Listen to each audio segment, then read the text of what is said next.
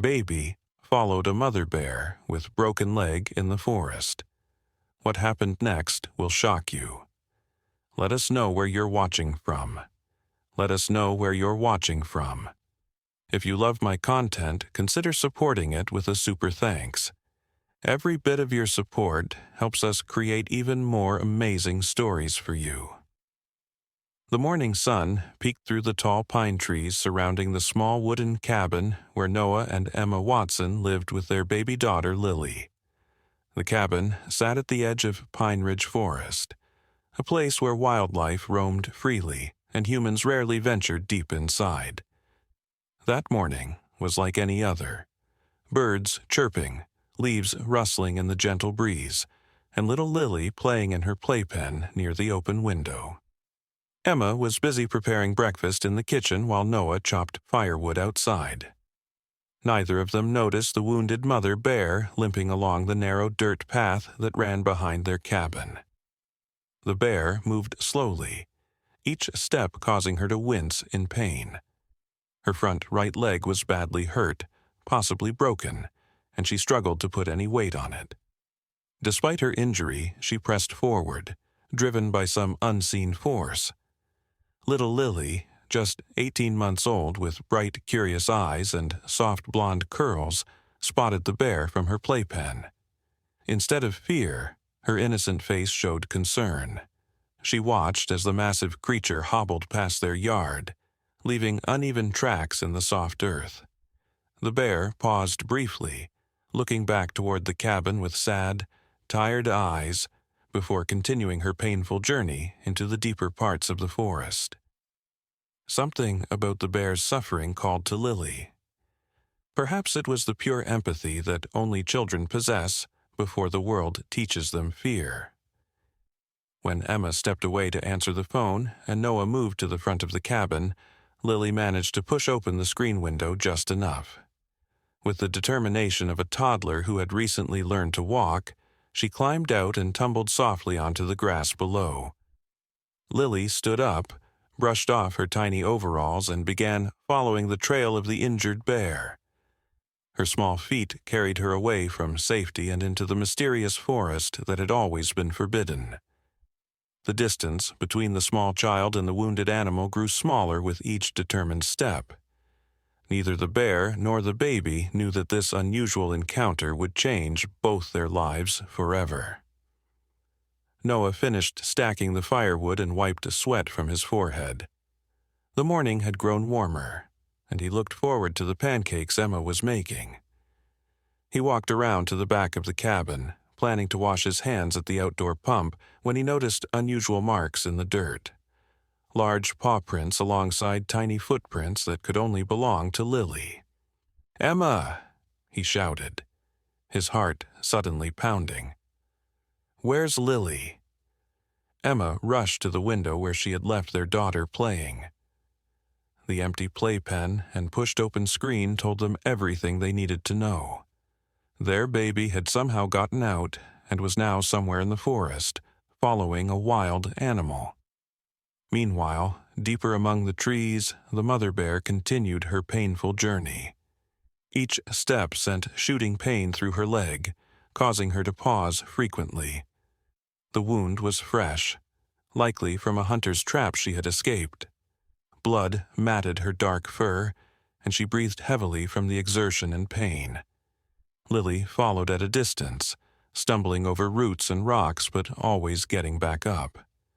When the bear stopped to rest against a fallen oak, Lily approached slowly. The massive creature turned her head, sensing the child's presence. Their eyes met, dark, pained animal eyes, looking into innocent blue ones. For a moment, time seemed to stand still. The bear made a soft huffing sound, not threatening, but almost questioning.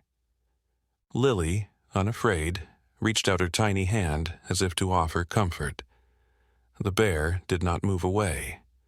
Instead, she lowered her massive head, allowing Lily to touch her fur. The child's gentle pat seemed to momentarily ease the bear's suffering.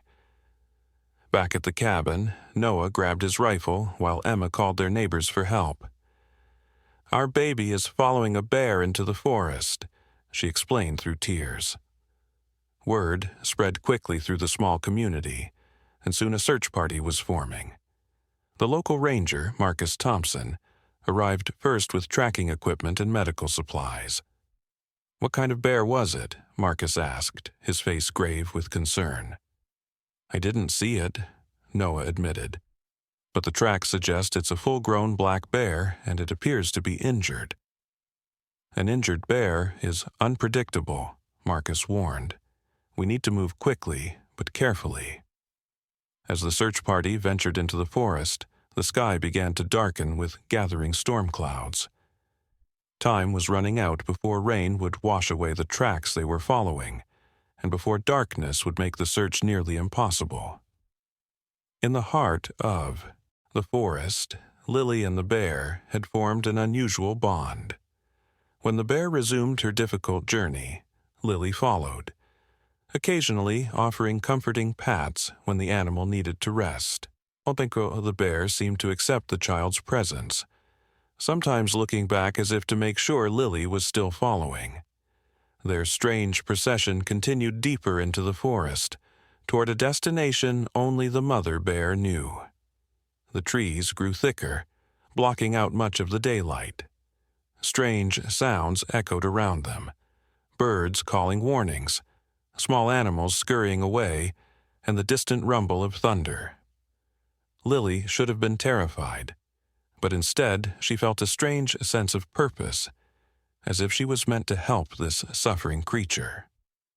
After nearly an hour of difficult travel, the bear and her tiny human companion reached a small clearing surrounded by dense bushes. The bear's pace quickened despite her pain, and she made soft grunting sounds that seemed almost urgent.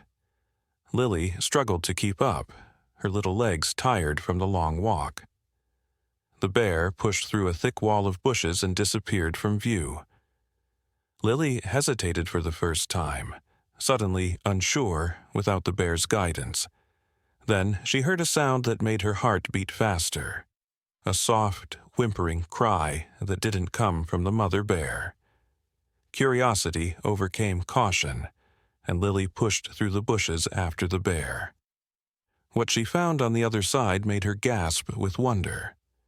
In a small, sheltered den beneath the exposed roots of a massive tree lay two tiny bear cubs.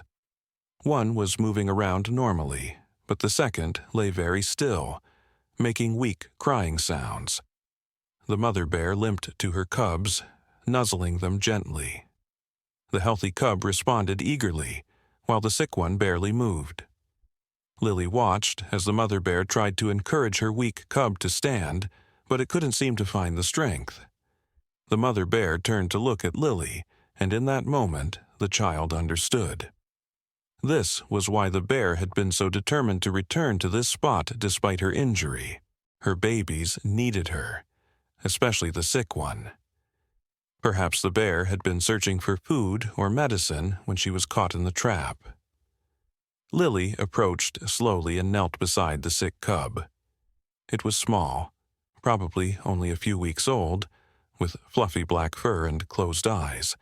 Its breathing was shallow and labored. The mother bear watched carefully but made no move to stop the child. Meanwhile, the search party followed the tracks through the forest. Noah's face was etched with worry, and Emma could barely contain her tears. The ranger led the way, his experienced eyes reading the story told by the tracks. "The bear is definitely injured," Marcus observed, pointing to spots of blood on fallen leaves. "But it's strange. There's no sign of aggression. Your daughter appears to be following voluntarily, and the bear isn't trying to carry her or harm her." "What does that mean?" Emma asked, her voice trembling. "I'm not sure," Marcus admitted. "In all my years as a ranger, I've never seen anything like this." The gathering storm clouds finally released their rain, a light drizzle at first that quickly turned heavier. The tracks would soon be washed away, but fortunately, they had followed them far enough to have a general direction.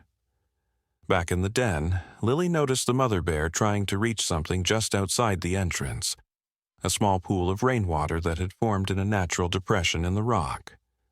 The bear was trying to bring water to her sick cub, but her injured leg made it difficult to carry anything. Understanding dawned in Lily's young mind. With determination, she cupped her small hands together and dipped them into the rainwater. Carefully, she carried the water to the sick cub and let drops fall into its mouth.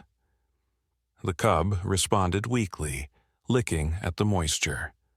The mother bear watched, her intelligent eyes seeming to understand what Lily was trying to do. When the child repeated the process several times, the sick cub began to show more signs of life, moving its tiny paws and making stronger noises. Thunder rumbled overhead as the storm intensified. Lily shivered in her wet clothes, suddenly realizing how far from home she was. The mother bear noticed and shifted position, creating a space between herself and her cubs, an invitation that Lily understood. The child curled up against the bear's warm fur, finding comfort in the strange family she had joined.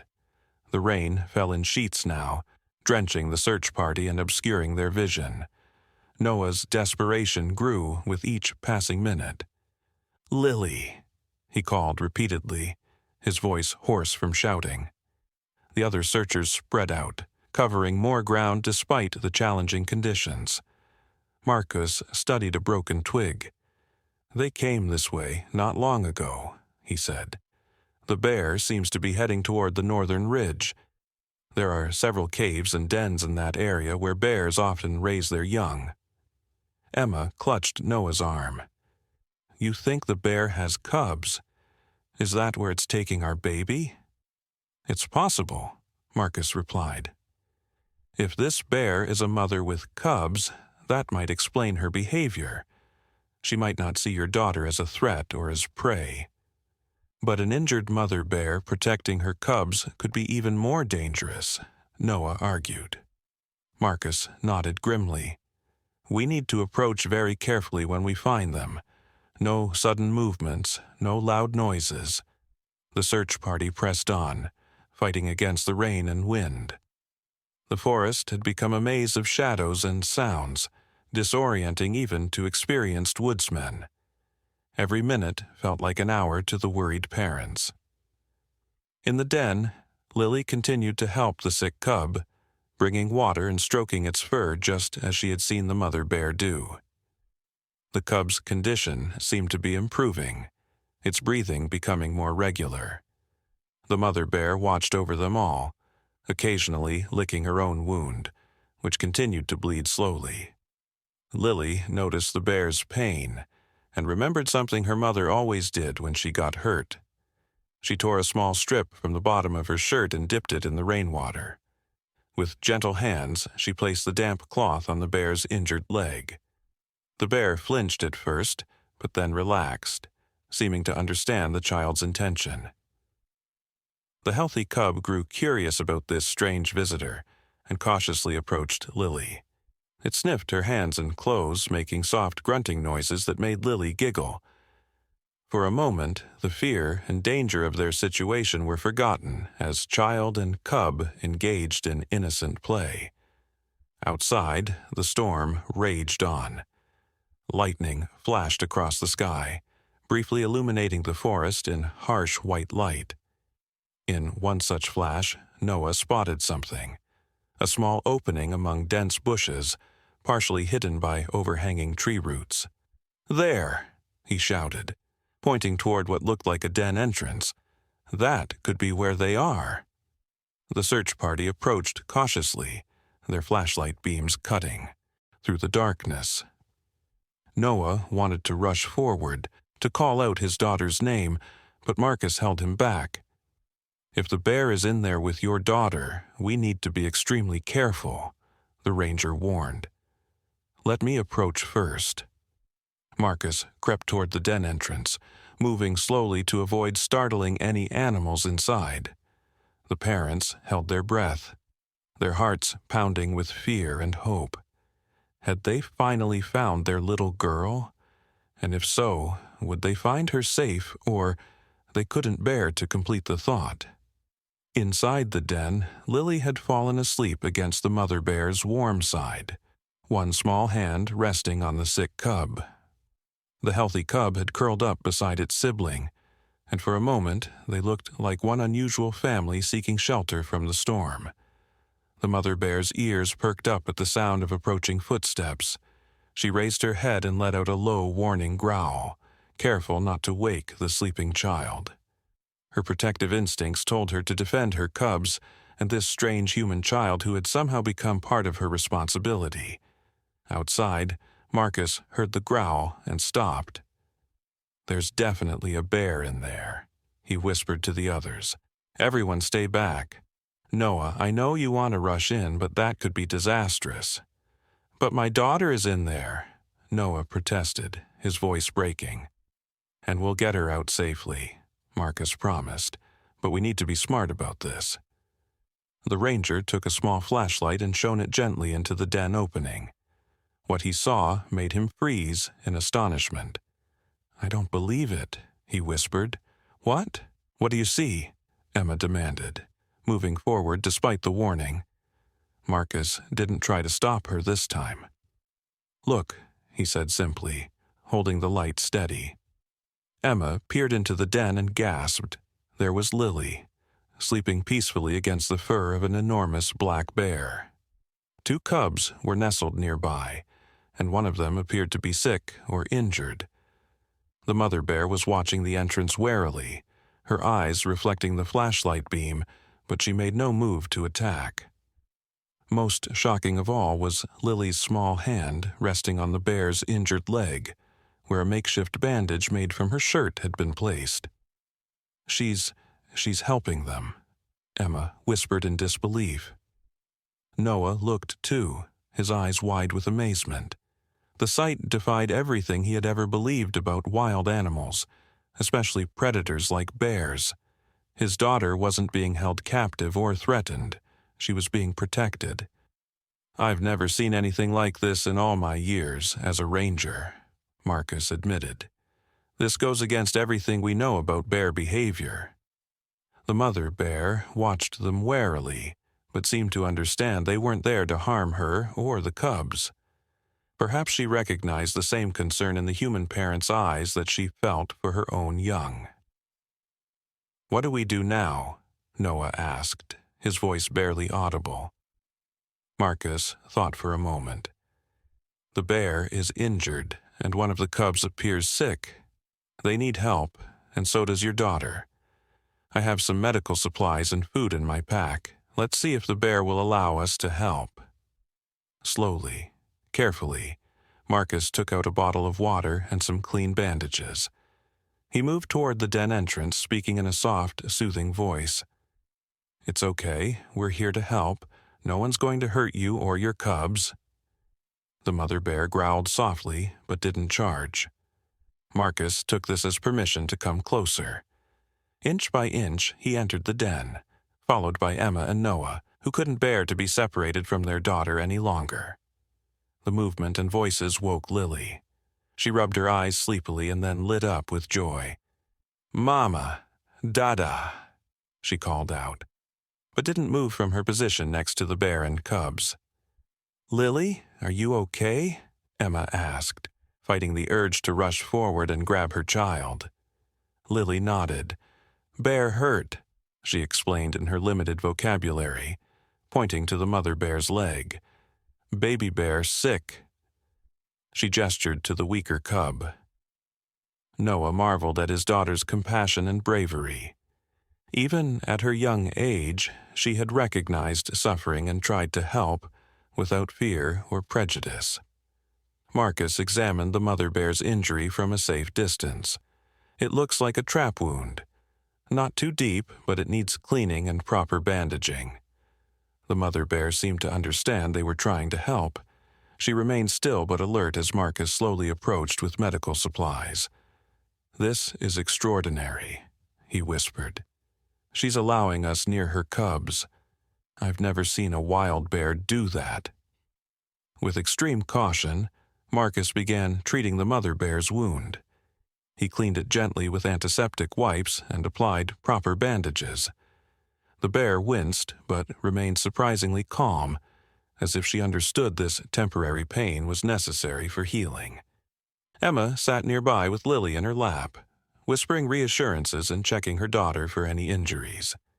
Miraculously, apart from a few scratches and being wet from the rain, Lily was perfectly fine. She seemed more concerned about the bears than herself. "Bear better now?" she asked repeatedly, pointing to the mother bear's newly bandaged leg. "Yes, sweetie, the bear will feel better now," Emma assured her, amazed at her daughter's empathy. Marcus turned his attention to the sick cub. "This little one is dehydrated and weak," he observed. "Probably hasn't been able to nurse properly while the mother was injured and searching for help." From his pack, he produced a small bottle of a special formula used for orphaned wildlife. "This might help," he said, filling a small syringe with the liquid. With Lily watching intently, he carefully fed the sick cub, drop by drop. The mother bear observed this treatment of her cub with intelligent eyes. Instead of aggression, she showed what could only be described as trust, a wild animal allowing humans to handle her most vulnerable offspring. Noah, who had been the most fearful about the encounter, found himself moved beyond words. "I've hunted all my life," he said quietly to Marcus. "I never imagined animals could understand like this." "Bears are incredibly intelligent," Marcus replied. "But this goes beyond intelligence. This is something special." The storm outside began to subside, and faint moonlight filtered through the den entrance. The immediate crisis had passed, but new questions arose. What would happen now? They couldn't stay in the den forever, but the bears weren't ready to fend for themselves yet either. "We should return to the cabin and come back tomorrow with more supplies," Marcus suggested. "The mother bear needs time to rest and recover." Emma nodded, but Lily looked distressed at the thought of leaving. "Bears need help," she insisted, her small face serious. Noah knelt beside his daughter. "We'll help them, Lily, I promise. But we need to go home now so we can come back with more medicine and food." Lily considered this, then nodded reluctantly. She approached the mother bear one last time and gently patted her head. "Feel better," she said simply, then did the same to both cubs. The mother bear made a soft huffing sound and gently nudged Lily with her nose, a gesture that looked remarkably like gratitude. The moment was so powerful that even the other searchers who had been watching from a distance felt tears in their eyes. As they prepared to leave, Marcus made a decision. "I'm going to set up a trail camera near the den entrance. With your permission," he said to Noah and Emma, "I'd like to document this. It's an unprecedented interaction that could change how we understand wildlife behavior." Noah, who had once viewed bears only as potential threats or hunting trophies, found himself nodding in agreement. "Yes," he said, "people should know about this." The next morning, Noah, Emma, and Marcus returned to the den with supplies. Lily stayed home with a neighbor, much to her disappointment. They approached cautiously, uncertain of how the bear would react without Lily's presence. To their relief, the mother bear recognized them and remained calm. The sick cub showed improvement, moving around more and nursing from its mother. The wound on the mother bear's leg looked better too, though it would take time to heal completely. "I checked the trail camera footage," Marcus told them as they watched the bear family from a safe distance. "Last night, after we left, something remarkable happened. The mother bear moved both her cubs outside the den and seemed to be looking around, as if searching for something." "For Lily?" Emma asked in disbelief. Marcus nodded. "It appeared that way. She seemed confused that your daughter wasn't there anymore." Over the next week, they established a routine. Each morning, they would visit the den with food and medical supplies. The mother bear grew increasingly comfortable with their presence, even allowing them to check her bandages and treat her cubs. Lily was allowed to visit too, under strict supervision. The reunion between child and bears was touching. The mother bear made soft, welcoming sounds when Lily appeared, and the cubs, now both healthy and active, played gently with the little girl. Word spread throughout the community and beyond. A local wildlife photographer captured images of Lily sitting peacefully beside the mother bear, her small hand resting on the bear's massive paw. The photos went viral, appearing in newspapers and on websites around the world. Scientists and bear experts came to observe the unusual bond. They were baffled but fascinated. "This challenges everything we thought we knew about bear behavior," one expert admitted. "It suggests a level of emotional intelligence and cross-species empathy that hasn't been documented before." As the mother bear's leg healed and her cubs grew stronger, Marcus knew they would soon return to the wild. "They can't become dependent on humans," he explained to Lily, who didn't fully understand but nodded seriously. On the final day of their visits, Emma brought a camera to record the moment. The mother bear seemed to sense this was goodbye. She approached Lily and gently nuzzled her, then shepherded her cubs forward as if to introduce them one last time. Lily hugged each cub carefully and patted the mother bear's nose. "Be safe," she said, a phrase she had heard her parents use. As they turned to leave, the mother bear did something extraordinary. She rose on her hind legs, a pose that would normally signal aggression, but instead she simply watched them go, standing tall and proud, as if offering her own farewell. Months passed, and the story of Lily and the bears became more than just a local tale. News crews came from across the country to interview the family and Marcus. The trail camera footage captured moments so extraordinary that wildlife experts called it unprecedented behavior. The area where the den had been was declared a wildlife sanctuary, protected from hunting and development. Noah, once an avid hunter, hung up his rifle for good. "I can't look at animals the same way anymore," he explained to friends who didn't understand his change of heart. "Not after what I saw." Some of his hunting buddies laughed and called him soft. "It's just a bear, Noah, not like it's a person," his friend Rick commented one evening at the local diner. Noah shook his head slowly. "You had to be there, Rick. That bear knew my daughter was helping her. She protected Lily like she was one of her own cubs. I can't explain it, but it changes a man to see something like that." Emma started a children's program at the local school, teaching kids about wildlife and compassion. She used Lily's story as an example of how empathy can cross boundaries that seem impossible to bridge. Parents reported their children were more gentle with animals and more thoughtful about nature after hearing Lily's story. As for Lily, she grew into a child with an extraordinary connection to animals. Wildlife seemed drawn to her. Birds would land near her, deer would allow her to approach, and once, a fox with an injured paw limped into their yard as if seeking help.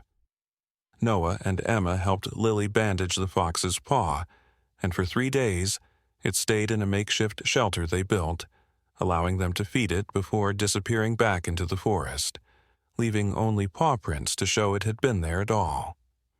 Winter came to Pine Ridge Forest, bringing heavy snow and bitter cold. The sanctuary remained undisturbed, with Marcus checking his cameras remotely to monitor wildlife activity. The footage showed the mother bear and her cubs had denned up for winter about 2 miles from their previous location. "They'll sleep through most of the cold months," Marcus explained to Lily, who worried about her bear friends in the snow. "Bears are very good at surviving winter." 2 days before Christmas, a terrible blizzard hit the region. Wind howled around the Watson cabin, rattling windows and piling snow against the doors. Noah stoked the fire higher as Emma hung stockings on the mantel. Lily pressed her face against the window glass, watching snowflakes swirl in the darkness. "I hope the bears are warm," she said, her breath fogging the cold glass. "They're snug in their den," Emma assured her, "just like we're snug in ours." That night, as the storm raged, strange sounds woke Noah from a deep sleep. Something was scratching at their back door, something large. He grabbed his flashlight, heart pounding with memories of that day in the forest. "Noah?" Emma whispered, sitting up in bed. "What's that noise?" "Stay here with Lily," he instructed, pulling on his boots. The scratching continued, more urgent now. Noah moved cautiously through the dark cabin, flashlight beam bobbing ahead of him. When he reached the kitchen, he aimed the light toward the back door and froze. Through the window, he could see a large black shape on the porch. Snow dusted dark fur, and intelligent eyes reflected his flashlight beam. It was a bear. Not just any bear, but the mother bear they had helped all those months ago. "Emma," he called softly. "Come here, but don't bring Lily yet." Emma appeared at his side, gasping when she saw their visitor. "What's she doing here? Bears should be hibernating now." Noah shook his head in confusion. Something must be wrong. The bear scratched at the door again, then moved to the window where they could see her clearly. She made a huffing sound they remembered from the den, the same sound she had made when trying to communicate with Lily. "Should we call Marcus?" Emma asked, uncertain. Before Noah could answer, they heard small footsteps behind them. Lily, awakened by the commotion, stood in her pajamas, rubbing sleep from her eyes. When she spotted the bear at the window, instead of being frightened, her face lit up with recognition. "Bear friend!" she exclaimed, rushing to the window. The mother bear seemed to grow more agitated at the sight of Lily, pawing at the glass and making urgent sounds. "She wants us to follow her," Lily said with absolute certainty. Noah and Emma exchanged worried glances. "Honey, we can't go out in this storm, and bears should be hibernating right now," Emma tried to explain. But Lily was insistent. "She needs help, like before." Noah studied the bear's behavior more carefully. She would approach the window, make huffing sounds, then move away several feet before looking back expectantly. The classic behavior of an animal trying to lead someone somewhere. "I think Lily might be right," he said slowly. "Something's wrong, and she came to us for help." "You can't seriously be considering going out in a blizzard to follow a bear," Emma protested. Noah was already pulling on his heavy winter coat. "I'll call Marcus on the radio. He can meet us at the sanctuary entrance. I'll take my emergency pack with supplies."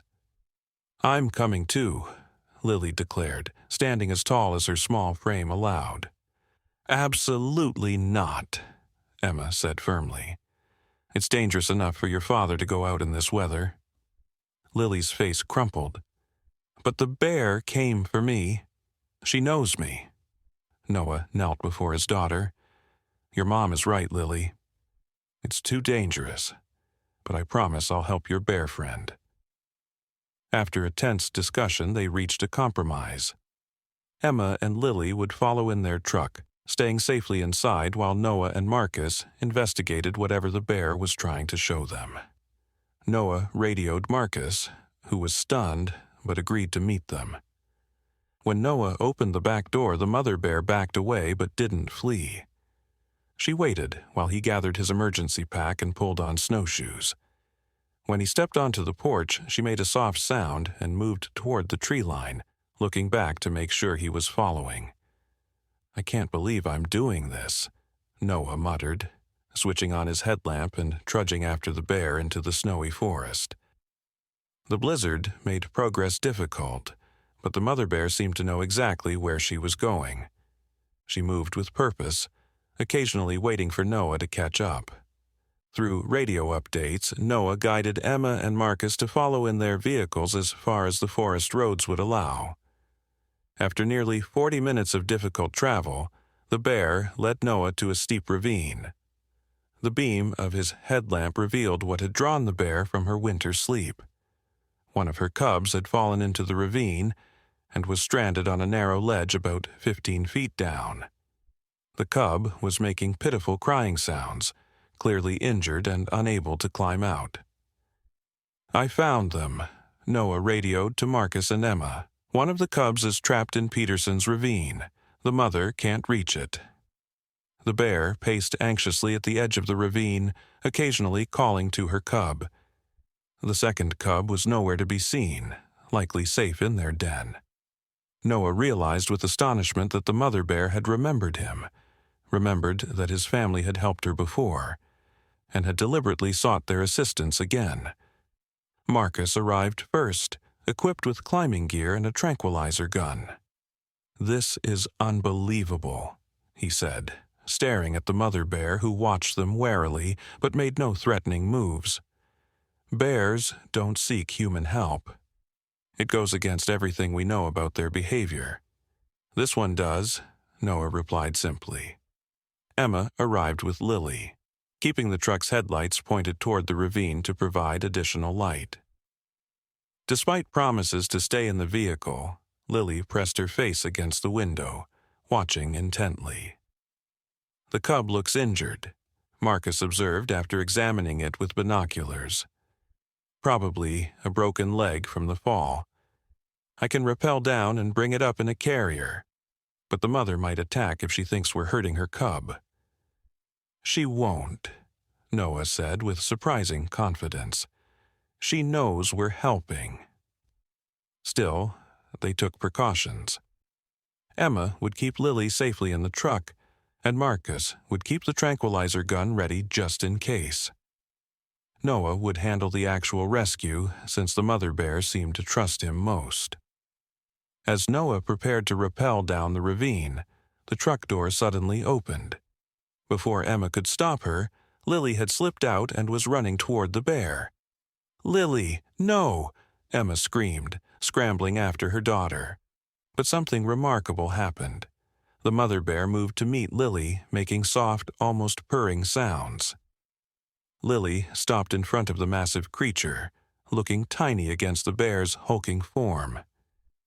"Your baby is stuck," Lily said to the bear, pointing to the ravine. "We will help." The mother bear huffed softly, as if in agreement, then did something that left all the adults speechless. She gently nudged Lily toward Noah, then backed away from the ravine edge, giving them room to work. "She's asking us to help," Marcus whispered in disbelief, "and she wants Lily to be part of it." Emma, her heart in her throat, couldn't deny what she was seeing.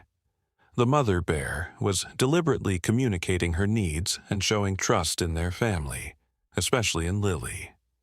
With Emma holding tightly to Lily's hand, Noah prepared his climbing gear, while Marcus readied a small animal carrier lined with blankets. The mother bear watched every move, but remained calm. Noah rappelled down the ravine with skill born from years of mountain rescue training. The cub cowered on the ledge, frightened by the strange human approaching. From above, the mother bear called softly to her cub, seeming to reassure it. "I'm going to help you," Noah told the cub, slowly extending his hand.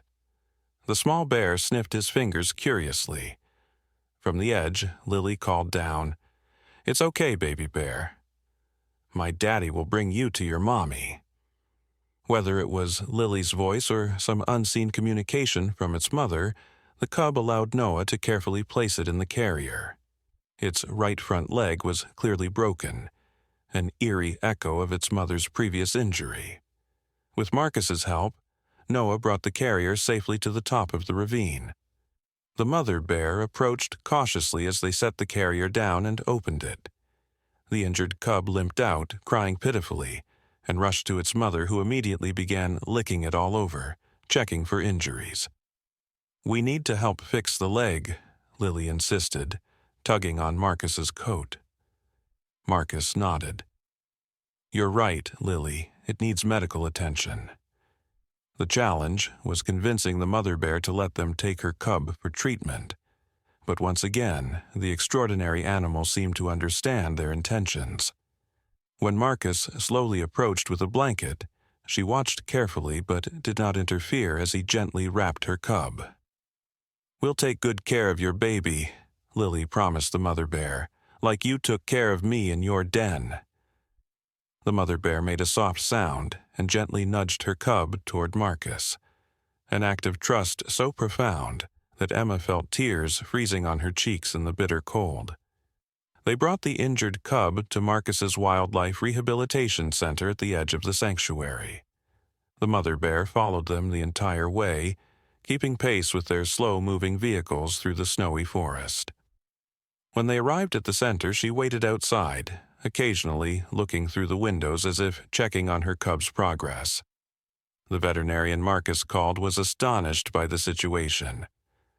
A mother bear voluntarily allowing humans to take her cub for treatment.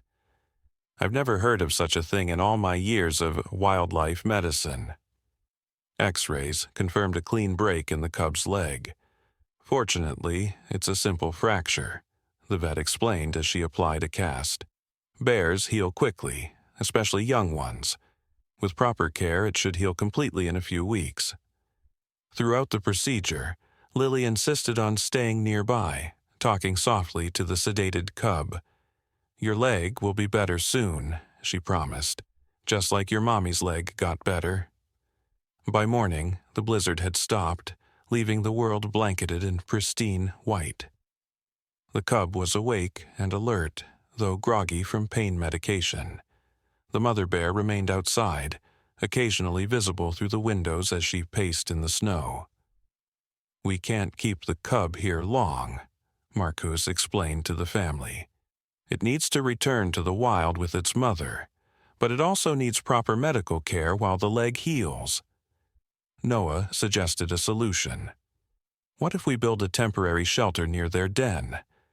Something where the cub can recover with its mother and sibling, but we can still check on it and provide care?" Marcus considered this. It could work. We'd need to locate their winter den first. "I think the mother bear would show us," Emma said, surprising herself with the certainty she felt. "She's already demonstrated she understands what we're trying to do." They were right.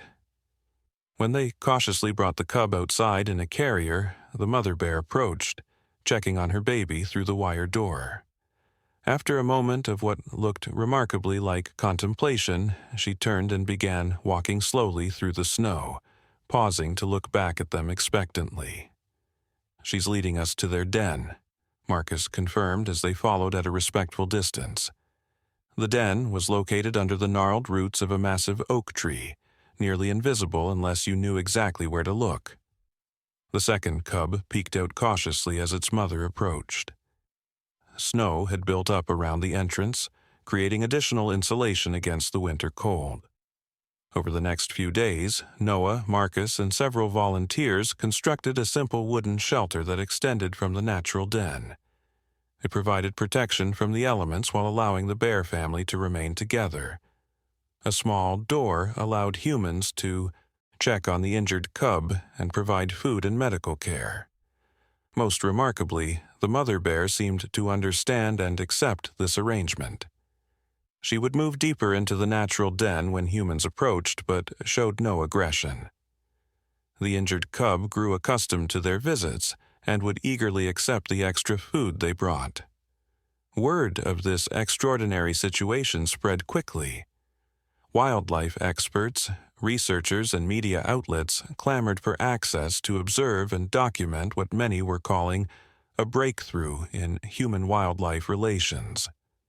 Marcus carefully controlled who could visit, protecting the bears from too much human intrusion. 3 weeks into the cub's recovery, a new threat emerged. A logging company had purchased land adjacent to the sanctuary, and was challenging the recently established boundaries.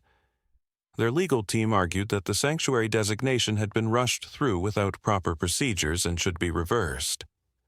"They want to cut right through the bears' territory," Marcus explained grimly during an emergency meeting at the Watson cabin.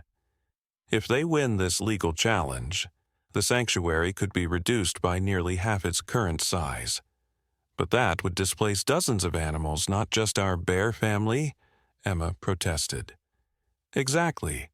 And it would set a dangerous precedent for other wildlife preserves in the region." Noah pounded his fist on the table. "We can't let this happen. These animals trust us now. How can we betray that trust?" Lily, who had been quietly coloring nearby, looked up with concern. "Are the bad people going to hurt our bears?" Emma pulled her daughter close. "No, sweetie, we won't let that happen." But the threat was real. The logging company, Northland Timber, had powerful connections and substantial financial resources. They began a PR campaign depicting the sanctuary as an overreaction to one unusual bear interaction that was costing jobs and economic growth. Local opinion began to divide. While many supported protecting the bears, others worried about lost employment opportunities in a region where good jobs were scarce. "We need to fight back," Noah declared. "Show people why this sanctuary matters." Marcus had an idea. "The trail camera footage. We've been documenting the bears' recovery and behavior. People need to see what we've seen. The intelligence, the trust, the relationship that's formed." Emma, who had experience in media from her college days, suggested creating a short documentary. "We can show the world what these bears are really like. Not just wild animals, but intelligent beings capable of trust and gratitude." With Marcus's footage and additional material they filmed during their visits to the recovery shelter, Emma created a compelling 15-minute documentary. It showed the initial rescue of the mother bear, Lily's extraordinary bond with the bear family, and the recent effort to save the injured cub. Most powerful were the scenes showing the mother bear's deliberate communication and trust toward the humans helping her family. They uploaded the video to social media, where it quickly went viral. News programs picked it up, and soon the story of the Pine Ridge Bears was being discussed across the country. Scientists and animal behaviorists weighed in, calling the footage revolutionary and paradigm-shifting in understanding bear cognition and emotion. Public opinion began to shift back in the sanctuary's favor. Letters and emails flooded in to local officials, urging them to protect the bears and their habitat. Children sent drawings and letters addressed to Lily and her bear friends. Northland Timber's executives, facing mounting negative publicity, requested a meeting with Marcus and the Watson family. Their proposal was unexpected. They would withdraw their legal challenge if they could be guaranteed logging rights to a different parcel of land away from the sanctuary. "It's still old-growth forest," Marcus pointed out during tense negotiations. "Just because it's not within the sanctuary doesn't mean it should be destroyed." The company representative leaned forward. "Look, we need this timber. Our mills employ over 200 people in this county alone. If we can't cut here, we'll have to close operations entirely." Noah, who had been quiet throughout the meeting, finally spoke. What if there was another way? A compromise that protected both the forest and the jobs? Noah's idea was ambitious but practical. Establish a sustainable forestry program that would allow limited, carefully managed timber harvesting while preserving the ecosystem. It would mean fewer trees harvested in the short term, but would ensure the forest's and the company's long-term survival. "My grandfather was a logger," Noah explained, "but he taught me that you never take more than the forest can regrow. That wisdom got lost somewhere along the way." To everyone's surprise, Northland's CEO, Thomas Blackwood, arrived personally for the next meeting. A stern-faced man with silver hair, he didn't seem like someone who would easily compromise. "Mr. Watson," he said after listening to Noah's proposal, "your idea is admirable but impractical. Selective harvesting costs more and yields less." "Initially, yes," Noah conceded, "but sustainable forestry preserves the resource indefinitely.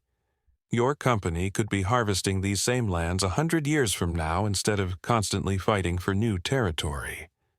The discussion grew heated at times, with neither side willing to concede key points. During a tense break in the negotiations, Lily, who had been waiting outside with Emma, wandered into the meeting room. "Are you the man who wants to hurt the bears?" she asked Blackwood directly, her small face serious. The room fell silent. Blackwood seemed taken aback by the child's directness. "I don't want to hurt any bears, little girl. I just want to run my business." Lily considered this, then said, "My bear friends share their forest with everyone. Why can't you share too?" Something in Blackwood's expression shifted. He studied Lily for a long moment, then asked, "You're the child from the video? The one who followed the bear?" Lily nodded solemnly. "Would you show me these bears of yours?" he asked unexpectedly. "I'd like to see them for myself." That afternoon, Blackwood accompanied the Watsons and Marcus to the recovery shelter. The mother bear was initially wary of the stranger but remained calm. The injured cub, its cast recently removed, played with its sibling near the entrance while their mother watched protectively. Blackwood observed in silence for nearly half an hour. When the mother bear approached the edge of the shelter and made eye contact with him, something passed between them. A moment of recognition or understanding that left the hardened businessman visibly moved. "Remarkable," he murmured. "Truly remarkable." On the walk back, Blackwood revealed something unexpected. "My daughter is a wildlife biologist in Alaska. She's been telling me for years that I don't understand the true value of what we're cutting down. Maybe she's right." 3 days later, Northland Timber announced a surprising change in policy. They would withdraw all legal challenges to the sanctuary, and instead partner with local conservation groups to implement a sustainable forestry program in other regions. Furthermore, they would donate a significant parcel of land to expand the sanctuary and establish the Pine Ridge Wildlife Research Center, dedicated to studying animal cognition and behavior. When asked about this dramatic shift, Blackwood told reporters, "Sometimes you need to see something with your own eyes to truly understand its value. These bears have taught me something important about stewardship and trust. It's time we listened to what the forest is trying to tell us." As winter's grip loosened and the first signs of spring appeared in Pine Ridge Forest, the bear family prepared to leave their winter shelter. The injured cub's leg had healed completely, leaving only a slight limp that would likely disappear as it grew stronger. Marcus removed the wooden extension from their den, restoring it to its natural state. "It's time for them to return to being truly wild," he explained to Lily, who had mixed feelings about seeing less of her bear friends. "Will they remember us?" she asked worriedly. "I think they will," Emma assured her. "But they need to live as bears should, without depending on humans." On the first truly warm day of spring, the Watson family and Marcus gathered at a safe distance to watch as the bear family emerged fully from their den. The cubs, now much larger and more confident, wrestled playfully while their mother surveyed the forest that had changed during their winter sleep. New research equipment dotted the sanctuary: cameras, tracking stations, and environmental sensors established by the newly formed research center. Scientists from across the country had applied to study the unique bear behaviors documented in Pine Ridge.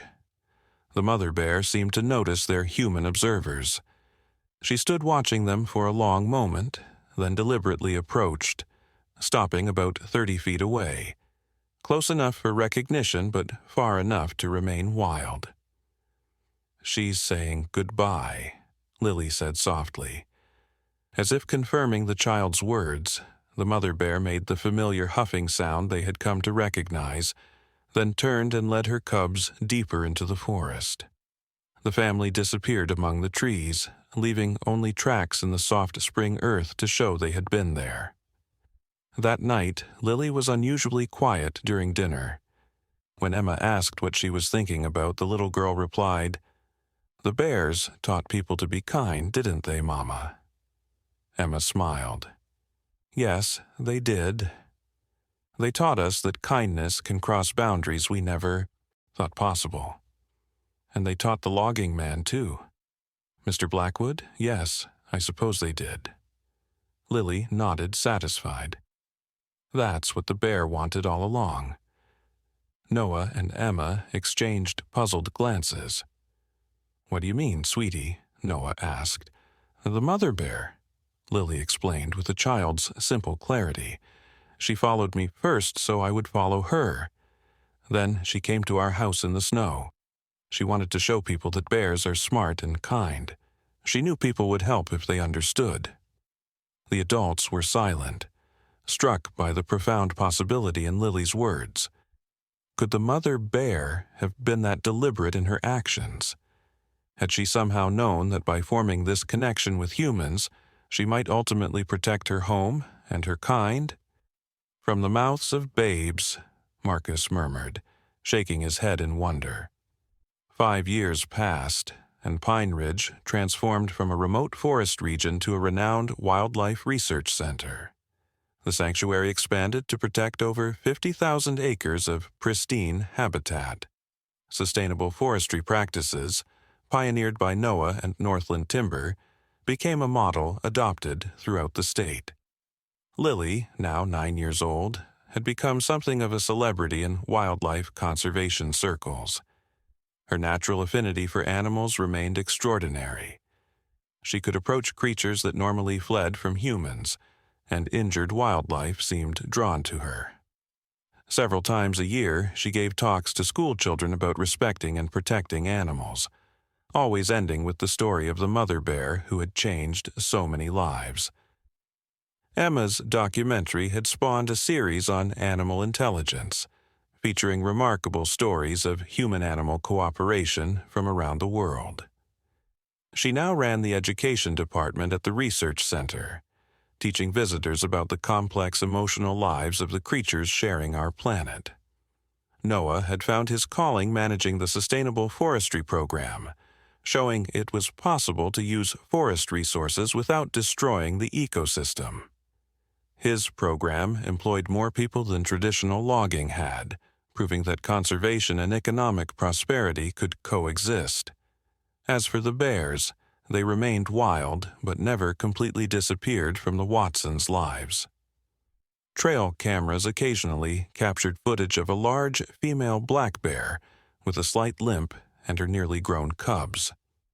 Sometimes they would appear at the forest edge near the Watson cabin, observing but never approaching too closely, wild animals remembering a connection but respecting the boundaries that kept them safe. One autumn evening, as the family sat on their porch watching the sunset paint the forest in gold and crimson, Lily suddenly sat up straight, pointing toward the trees. "Look." At the forest edge stood the mother bear, instantly recognizable despite the years that had passed. Beside her was a young male bear, likely one of her cubs now fully grown. But what caused the family to gasp was the third bear, a smaller female with 2 tiny cubs of her own. "It's the female cub," Marcus whispered, having joined them for dinner that evening. "The one with the broken leg. She's brought her own cubs to see you." The 3 generations of bears stood watching the humans for several long minutes. Then, as if satisfied their message had been received, they turned and disappeared into the forest that remained their home, protected now and for generations to come. That night, as Emma tucked Lily into bed, her daughter asked a question that echoed one from years before. "Mama, do you think the bears know what they did for the forest? Emma sat on the edge of the bed, considering the question seriously. I don't know, Lily, but I do know they changed how we see them, how we see all animals. They showed us that the line between humans and animals isn't as clear as we once thought. The mother bear was smart, Lily stated with certainty. She knew she needed people to help save the forest. Maybe she did, Emma conceded. Or maybe she just trusted a little girl with a kind heart, and that was enough to start changing the world. As Lily drifted off to sleep, Emma joined Noah on the porch.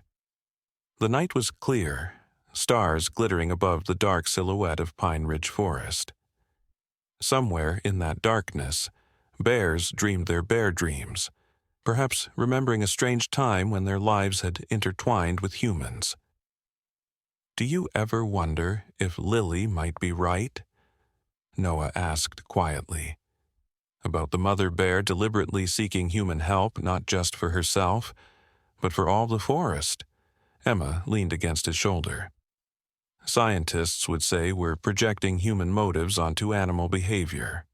But I was there. I saw how that bear looked at us, at Lily. There was something in those eyes that went beyond animal instinct. Something like wisdom. Noah nodded. The logging might never have been stopped without the bear's story touching people's hearts. Without Lily following that bear, none of this would have happened. The breeze carried the scent of pine and earth, the eternal perfume of a healthy forest. Emma closed her eyes, listening to the night sounds, the hooting of an owl, the distant call of coyotes, the whisper of wind through branches, a symphony of wild voices, safe now because a child had once followed a mother bear with a broken leg into a forest. Sometimes, Emma said softly, the most important journeys begin with the smallest steps. And somewhere in the darkness, as if answering, came the distant, rumbling huff of a bear, a sound that might have been just another night noise, or might have been a reminder that some bonds, once formed, never truly break, even between the most unlikely of friends. The story of Lily and the bears would echo through generations, inspiring new understanding between humans and the wild creatures with whom we share this planet. It began with a simple act of compassion, a child following an injured animal, and grew into a legacy that would protect a forest and all its inhabitants long after. Those who started the journey had returned to the earth that nurtured them all. As Lily entered her teenage years, Pine Ridge Research Center had become internationally renowned. Scientists from around the world came to study the unique behaviors displayed by the local wildlife, particularly the bears who seemed to have developed an unusual level of comfort around certain humans. On Lily's 13th birthday, the family received unexpected news. A prestigious wildlife conservation program in Alaska had invited her to participate in their summer internship program for gifted young naturalists. The program normally accepted only high school students, but they had made an exception for Lily after reviewing the extraordinary documentation of her interactions with animals. Alaska! Noah exclaimed as they celebrated over dinner. That's quite an opportunity, sweetheart. Lily picked at her cake, unusually quiet. Would I be gone all summer? 3 months, Emma confirmed, watching her daughter carefully. It's a long time, but think of all you could learn about wildlife conservation on a larger scale.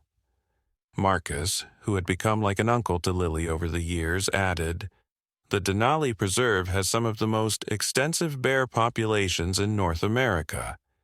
Your experience here would be invaluable to their research. Lily nodded, but still seemed hesitant. Later that evening, Emma found her daughter sitting on the back porch, staring into the darkened forest. What's troubling you, Lily? I thought you'd be excited about Alaska. Lily sighed. I am, but What if our bears need me while I'm gone? Emma sat beside her daughter, understanding the deep connection Lily still felt with the bear family they had helped years ago. The bears are fully wild now, Lily. They've been doing well without our direct involvement for years. But they still visit sometimes, like they're checking on us. It was true. Every few months, trail cameras would capture footage of the mother bear and her offspring passing near the boundaries of their property. Occasionally, they would appear at the forest edge at dusk, watching the cabin before disappearing again. The pattern was too consistent to be coincidence. I think, Emma said carefully, that part of loving something wild is knowing when to let it be wild. The bears have their own lives now, their own families, and maybe it's time for you to expand your horizons, too. Lily considered this, her young face serious in the porch light. Do you think what happened here could happen other places? Could other people and animals learn to understand each other like we did with the bears? That's exactly why programs like the one in Alaska are so important, Emma explained. What we learned here, what you helped discover, could change how humans interact with wildlife everywhere. 2 weeks later, as Lily packed for her journey north, an unexpected visitor appeared. The family was having breakfast when Noah spotted movement at the forest edge. There, in the early morning light, stood the mother bear. Older now, her muzzle graying slightly, but still recognizable by the characteristic limp and the intelligent eyes that seemed to look right through you. She's alone, Marcus noted, studying her through binoculars. No cubs or adult offspring with her this time. The bear stood watching the cabin for several minutes. Then, unlike her usual pattern of simply observing before departing, she deliberately moved into the clearing, stopping about 50 yards from the house. She wants something, Lily said with absolute certainty, rising from the table. Lily, wait, Noah cautioned, but his daughter was already heading for the door. Emma placed a restraining hand on Noah's arm. Let her go. They've always had a connection we can't quite explain, Lily stepped off the porch and slowly walked toward the bear, stopping at a respectful distance. The two regarded each other in silence, the teenage girl and the aging bear, who had shared an extraordinary journey years before. I'm leaving for a while, Lily said, speaking as naturally as if the bear could understand every word. I'm going to learn how to help more animals, more forests. I'll come back, I promise. The mother bear huffed softly, that familiar sound they had come to recognize over the years. Then she did something she hadn't done since those first encounters in the den. She approached Lily, closing the distance between them until she stood just a few feet away. Noah tensed, but Emma squeezed his hand. Trust them, she whispered. The bear rose slightly on her hind legs, not in a threatening posture, but as if to look more directly at Lily. Then she dropped back to all fours and, with deliberate movements, rubbed her head against a nearby tree, leaving behind tufts of fur. She repeated this action several times, then looked at Lily as if expecting her to understand. She's leaving her scent, Marcus whispered in amazement. It's a territorial marker. She's claiming this area, making a statement. Lily seemed to understand instinctively. She approached the tree and placed her hand on the spot where the bear had rubbed, then looked back at the bear with tears in her eyes. I'll protect your home. I promise. The bear made one final soft huffing sound, then turned and disappeared into the forest with the unhurried gait of an animal completely at ease in its environment. When Lily returned to the porch, her face was resolute. She knows I'm leaving. She was saying goodbye. Marcus shook his head in wonder. The level of communication between you two defies everything we thought we knew about human-animal interactions. She was also reminding me of something, Lily added quietly, that this is her home and my job is to help people understand that.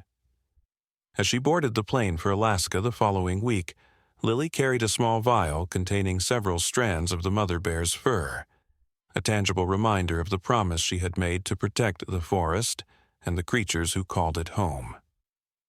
The Denali Wildlife Program was unlike anything Lily had experienced before. The preserve sprawled across millions of acres of pristine wilderness, mountains, tundra, forests, and river valleys untouched by development. The scale made Pine Ridge seem tiny by comparison, yet the principles of conservation remained the same. Dr. Eleanor Blackwood, the program's director and a renowned wildlife biologist, took a special interest in Lily from the start. Your experience with the Pine Ridge bears is exactly the kind of breakthrough we're trying to achieve here, she explained during Lily's orientation. Understanding animal cognition and communication could revolutionize conservation efforts worldwide. It wasn't until their third meeting that Lily made the connection. Blackwood. Are you related to Thomas Blackwood of Northland Timber? Eleanor smiled. He's my father, and you must be the little girl who changed his mind about logging the sanctuary. Lily blushed. I didn't really do anything. It was the bears who convinced him. That's not how he tells the story, Eleanor replied. He says meeting you and seeing your connection with those bears changed everything he thought he knew about wildlife. He's become quite the conservationist in his retirement. The program challenged Lily in ways she hadn't anticipated. The other interns were older, with formal education in biology and environmental science. What Lily lacked in academic knowledge, however, she made up for with her intuitive understanding of animal behavior and her uncanny ability to approach wildlife that typically avoided human contact. Her first major test came during a research expedition tracking a collared grizzly bear and her cubs through a remote valley. The research team had lost the signal from the bear's tracking collar and feared something had happened to the animal. After 2 days of fruitless searching, the team was preparing to abort the mission when Lily suggested a different approach. If I were a mother bear with cubs in this valley, where would I go? She asked, studying the topographical map. Bears typically follow game trails and water sources, one of the senior researchers explained somewhat condescendingly. We've already checked all the likely routes. But if she's injured, or if the collar is malfunctioning, she might seek shelter somewhere protected, Lily suggested. Somewhere with good visibility but hard for predators to approach. Eleanor considered Lily's reasoning. What location are you thinking of? Lily pointed to a rocky outcropping overlooking a small tributary of the main river. There. It has water, shelter under those rock overhangs, and a good view of the valley. If I were hiding cubs, that's where I'd go. To the surprise of the more experienced researchers, Eleanor agreed to check Lily's suggested location. The team hiked for several hours through difficult terrain, climbing steadily toward the rocky promontory. As they approached, Eleanor signaled for everyone to stop and be silent. Through her binoculars, Lily could see movement under one of the rocky overhangs, the unmistakable brown fur of a grizzly bear. The mother bear was there with her cubs, exactly where Lily had predicted. Incredible, whispered Dr. James Chen, one of the senior researchers who had dismissed Lily's suggestion earlier. How did you know? Lily struggled to explain her reasoning. It wasn't scientific deduction, but something more intuitive, an ability to think like the animals she had observed so carefully over the years. I just tried to feel what the mother bear would want for her cubs. The bear's collar had indeed malfunctioned, its battery depleted prematurely. The team set up remote cameras to monitor the family from a safe distance, gathering valuable data without disturbing them further. That evening, as they gathered around the campfire, Eleanor asked Lily a question that would shape the rest of her summer. Lily, have you ever considered that what you have might be a gift, a special ability to understand wildlife that goes beyond normal observation? Lily had never thought of her connection with animals as a gift. It was simply part of who she was, like her blonde hair or her love of thunderstorms. I don't know if it's special, she said hesitantly. I just pay attention to what animals are trying to tell us. That's precisely what makes it special, Eleanor insisted. Most humans never listen to what other species are communicating. They impose their own expectations and assumptions. You don't do that. Over the following weeks, Eleanor designed a special research project for Lily, documenting her interactions with various wildlife throughout the preserve. The results were consistent across species. Animals that typically fled from human presence would allow Lily to approach to a much closer distance. Injured animals seemed to calm in her presence, and on several occasions, wild creatures appeared to deliberately seek her out. It's like they can sense something different about you, Eleanor observed, after witnessing a wild fox accept food from Lily's hand without hesitation. Something that tells them you're not a threat. As fascinating as the research was, Lily found herself thinking often of Pine Ridge and the bear family she had left behind. Each night before sleep, she would hold the vial containing the mother bear's fur and renew her silent promise to return and continue protecting their shared forest. Midway through the summer program, Eleanor received a call that changed everything. She found Lily by the research station's small lake, where the girl was sketching a family of otters playing along the shore. "Lily, I've just had some disturbing news from Pine Ridge," Eleanor said, her expression grave. "There's been a significant development that might threaten the sanctuary."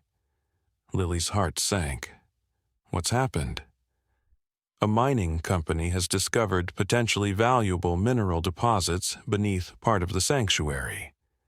They're petitioning to have the protected status revised to allow exploratory drilling."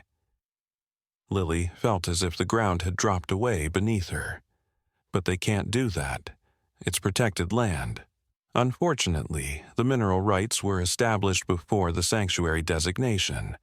There's legal precedent for allowing mining even in protected areas if the mineral resources are deemed significant enough to the national interest." "National interest?" Lily repeated, her voice rising. "What about the interest of the animals who live there? What about the promises we made to protect their home?" Eleanor nodded grimly. "That's exactly the argument your parents and Marcus are making. But they're up against powerful economic interests. Your father asked if you might consider coming home early to help. Your connection with the bears, especially if it could be demonstrated again, might sway public opinion as it did before."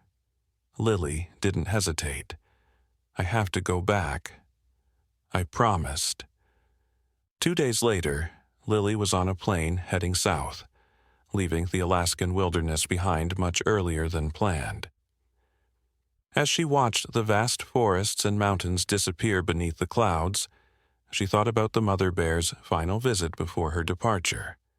How the animal had seemed to know she was leaving.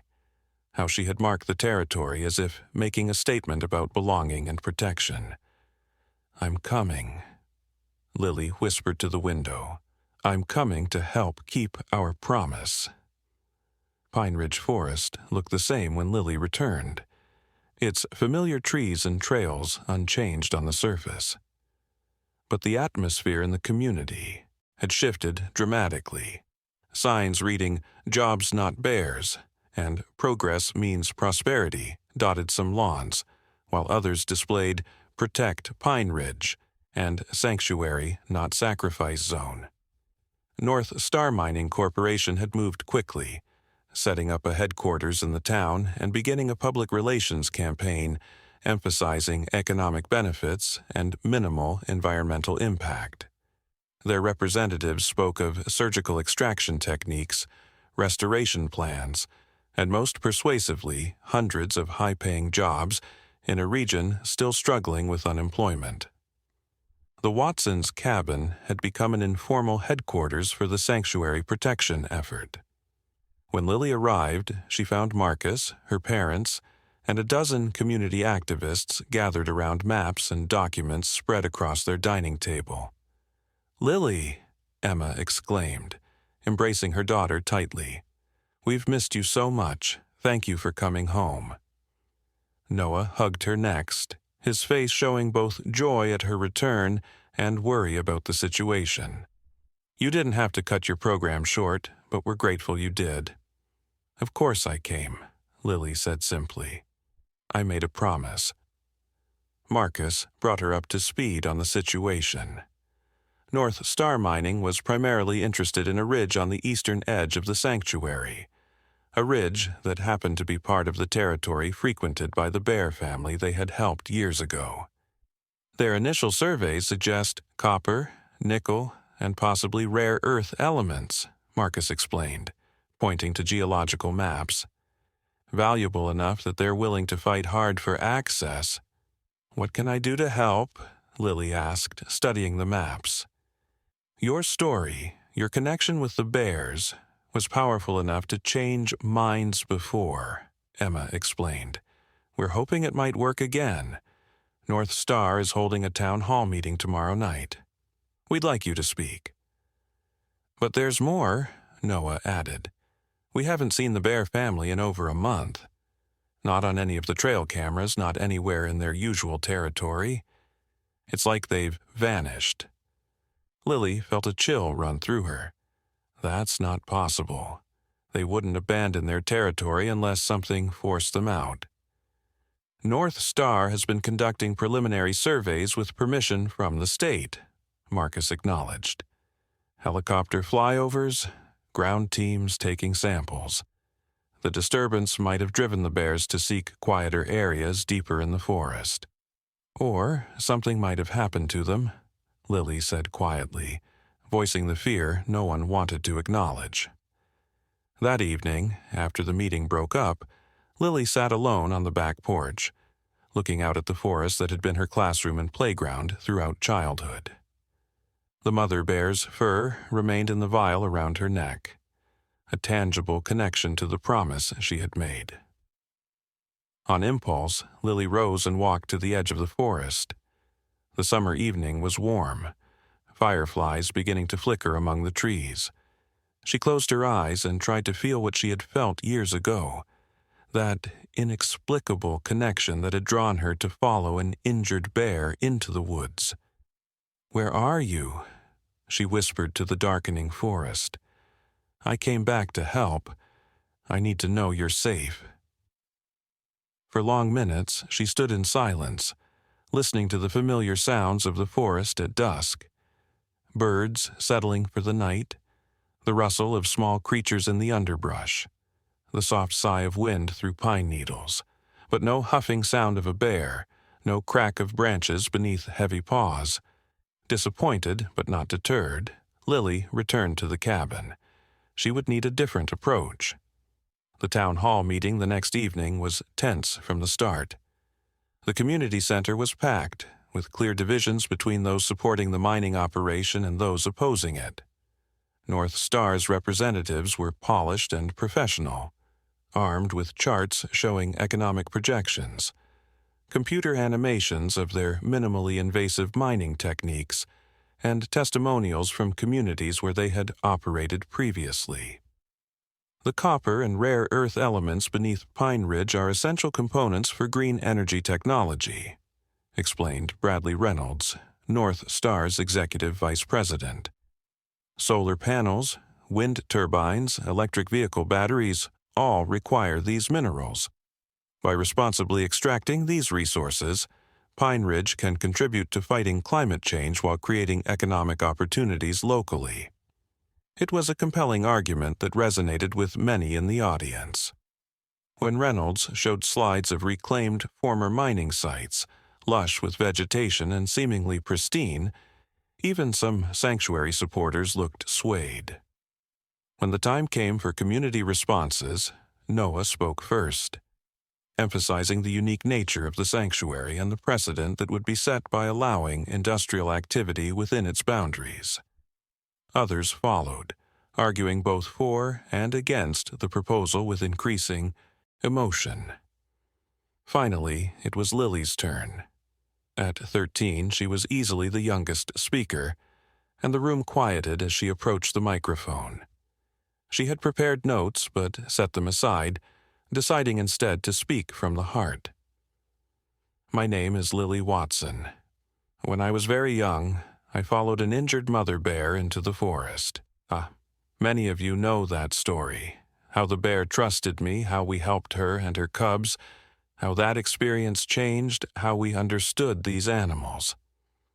She paused, looking around the room at familiar faces, neighbors she had known all her life. That bear taught me something important, that animals aren't just things that live in the forest. They're individuals with feelings, with families, with homes they care about, just like we do. Lily took a deep breath before continuing. The mining company has shown you beautiful pictures of reclaimed land, and maybe those places do look nice in photographs. But what they don't show you is what happens to the animals who called that place home before the mining began. Where did they go when the bulldozers came? Where will our bears go if we break our promise to protect their home? Reynolds shifted uncomfortably in his seat as Lily continued. The most important thing the bears taught us wasn't about animal intelligence or behavior. It was about trust. That mother bear trusted us with her cubs, the most precious things in her world, and we promised to protect their home in return. If we break that promise now, what does that say about us? As she spoke, a commotion arose at the back of the hall. People turned in their seats, murmuring in surprise. The rear doors had been propped open due to the summer heat, and standing in the doorway, silhouetted against the evening sky, was a large, black bear. Gasps and exclamations filled the room as people recognized the mother bear from the sanctuary. She stood perfectly still, her intelligent eyes seeming to survey the gathered humans. "Nobody move," Marcus cautioned, rising slowly from his seat. "Stay calm." But Lily felt no fear, only a surge of joy and vindication. "She came," she said into the microphone, her voice carrying through the suddenly hushed room. "She knew we were talking about her home." With deliberate steps, Lily walked down the center aisle toward the bear. People watched in stunned silence, some reaching for children protectively, others frozen in their seats. "Lily, wait," Noah called softly, but she continued walking. When she reached the doorway, Lily stopped a few feet from the bear. "You came back," she said quietly. The mother bear huffed softly, that familiar sound that seemed almost like language between them. She remained at the doorway for several long moments, her eyes moving from Lily to the gathering and back again.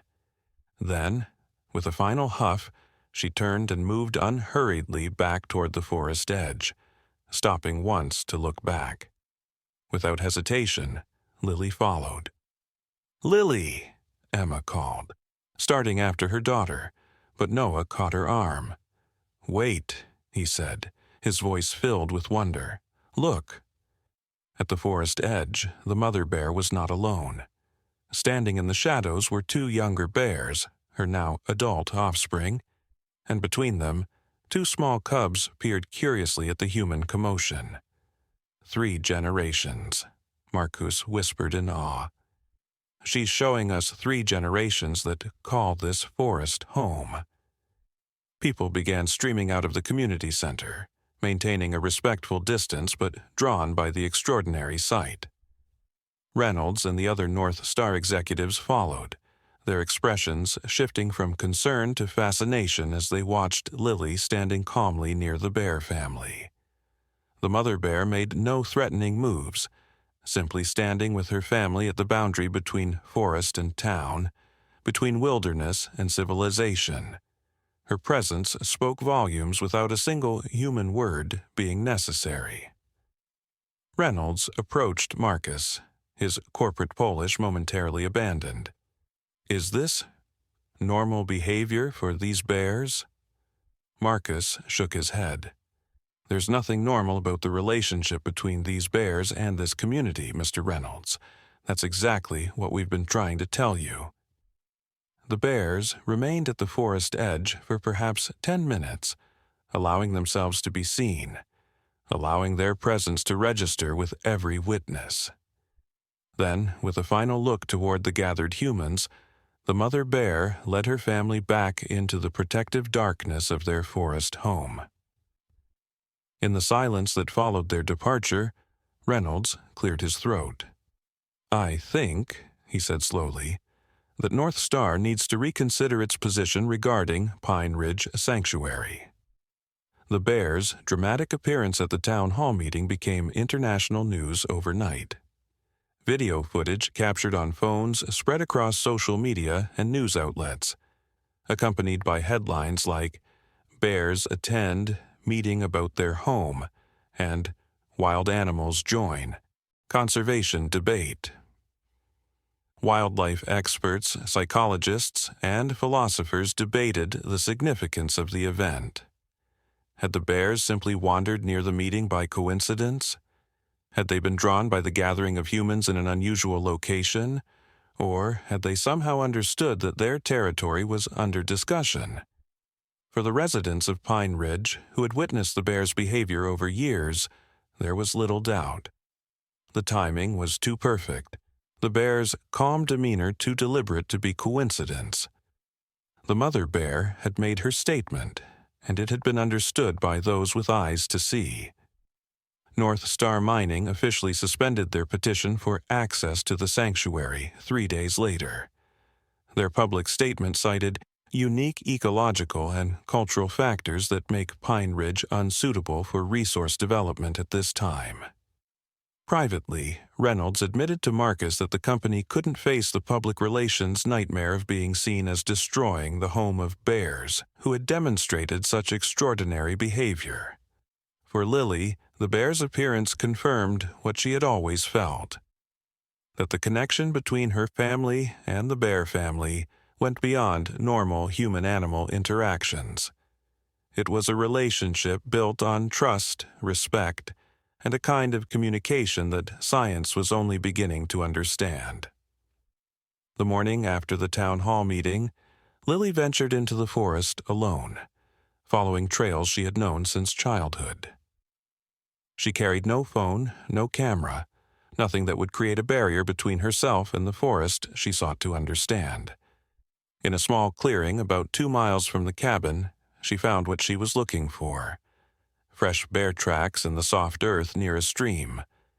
Following them carefully, she moved deeper into the forest, paying attention to every sound and sign around her. The mother bear was waiting in a larger clearing, sitting calmly as if expecting Lily's arrival. Her adult offspring and the cubs were not visible, though Lily suspected they were nearby, watching from the safety of the surrounding woods. "You came to the meeting," Lily said, approaching slowly and sitting on a fallen log about 20 feet from the bear. "You knew we needed help." The bear huffed softly, that familiar sound that seemed to convey recognition and acknowledgement. "The mining company is leaving," Lily continued, feeling no self-consciousness about speaking to the bear, as if she could understand every word. "Your home is safe again. For now, at least." For nearly an hour, Lily sat with the mother bear in comfortable silence, two beings sharing space with neither fear nor dominance. Occasionally, the bear would groom herself or investigate something nearby, but she remained in the clearing, seemingly content with Lily's presence. Finally, Lily spoke again. "I need to understand better. How you think, how you communicate. I want to help protect all forests, all animals, but I need to learn more." As if in response, the mother bear rose and approached a nearby tree. With deliberate movements, she stood on her hind legs and reached as high as she could, leaving deep claw marks in the bark, a territory marker that any bear would recognize. Then she dropped to all fours, looked directly at Lily, and repeated the huffing sound before turning toward a game trail leading deeper into the forest. At the edge of the clearing, the bear paused and looked back, waiting. Lily understood immediately. "You want me to follow you again?" Without hesitation, she rose and followed the bear into the forest, just as she had done as a small child years before. This time, however, she followed not out of innocent curiosity, but with purpose and understanding. A human and a bear communicating in ways that transcended normal boundaries. The bear led Lily on a journey through the sanctuary, stopping at specific locations that Lily gradually recognized as important habitat features. A berry patch rich with fruit, a stream teeming with fish, a stand of nut-bearing trees, a hillside with dens suitable for winter shelter. It was as if the bear was giving Lily a tour of her world, showing her the resources that made the forest a perfect bear habitat. By the time they returned to the clearing where they had started, the sun was beginning to set. Lily knew her parents would be worried, but this journey had been too important to interrupt. "I understand," she told the bear as they paused at the clearing's edge. "You're showing me what matters to you, what needs protection." The mother bear made a final huffing sound, then melted into the forest shadows, leaving Lily to find her way home in the gathering dusk.